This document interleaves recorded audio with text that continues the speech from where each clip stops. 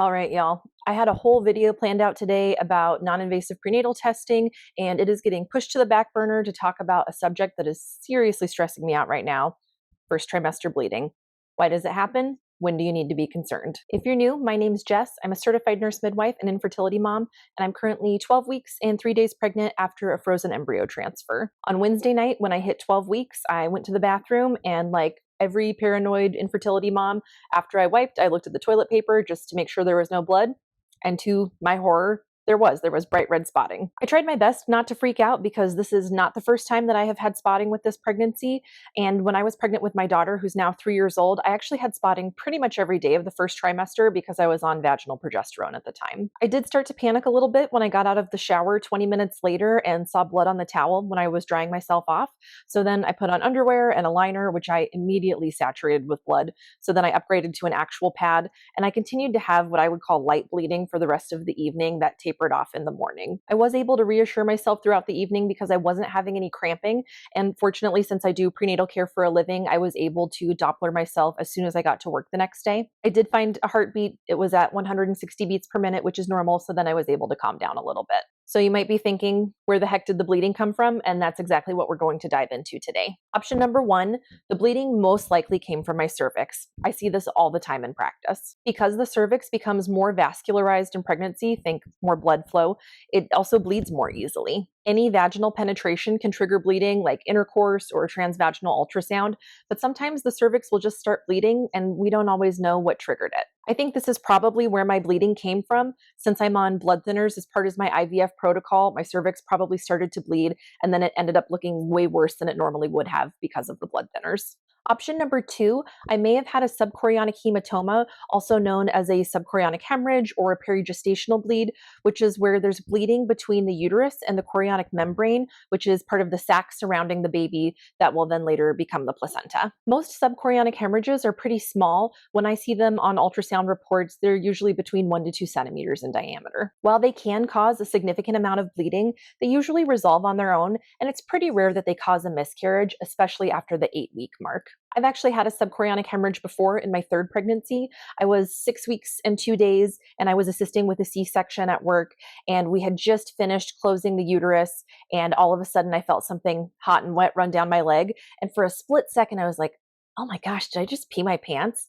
And then realized with absolute horror that it was blood and it was coming from my vagina. So I just leaned forward, told the surgeon I was working with, like, hey, I'm pregnant and I just realized I'm bleeding. I need to step out. And he said, absolutely, do what you got to do. And fortunately, my role as the assist is pretty much over by the time the uterus is closed. So I got out of there, ran up to the bathroom on labor and delivery. And by the time I got into the bathroom, my scrubs were completely soaked through with blood. I called my reproductive endocrinologist, and they gave me the option of either going to the emergency room or coming in the next day for an ultrasound. And since I knew the emergency room couldn't do anything to help me, I opted to wait for the ultrasound the next day. And I was absolutely shocked when I got into their office and they told me, yep, there's a baby. It's got a heartbeat. We can see a 1 centimeter subchorionic hemorrhage, but otherwise things look okay. And I just started sobbing with relief. I could not believe that I'd had that much bleeding, but I hadn't miscarried. The bleeding stopped after that point. I came back 1 week later for a follow-up ultrasound, and the baby had grown, still had a heartbeat. The subchorionic hemorrhage was the same size, so I thought I was in the clear at that point. But unfortunately, I did miscarry a few weeks later. I don't think it was related to the subchorionic hemorrhage, though. So that brings me to option three.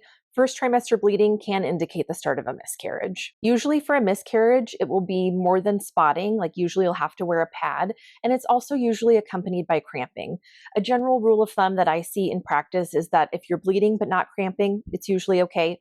If you're cramping but not bleeding, it's usually okay, but bleeding and cramping together are an ominous sign. Of course, if you are experiencing either and you are concerned, please contact your healthcare provider. My bleeding has completely stopped since Wednesday, and I've checked my baby's heartbeat several times at work. It's always in the 160 range, so I don't think my bleeding is anything to be worried about, but it was really stressful when it happened. You will notice that my list did not include that I could possibly be getting my period while I'm pregnant, because that is physically impossible, but it continually blows my mind how many women think that's a thing. It's not unusual for me to hear my patients say things like, well, my sister got her period the whole time she was pregnant, and I can 100% guarantee guarantee you she absolutely did not. She could have had multiple episodes of vaginal bleeding in pregnancy, either for the aforementioned reasons or for other reasons like a placenta previa, which is where the placenta lies over the cervix, but it absolutely was not a period. If you will recall from the luteal phase defect video, which I will link here in case you missed it, a period is triggered by a drop in progesterone, which occurs specifically because an embryo did not implant into the uterus, therefore was not releasing HCG or human chorionic gonadotropin, the pregnancy hormone. You should not have a significant drop in progesterone during pregnancy, nor should you be shedding your uterine lining, as that would cause your uterus to contract and would expel your baby as well. I feel like this should go without saying, but I know someone in the comments is going to try to fight me on this, and all I have to say is, I will come for you.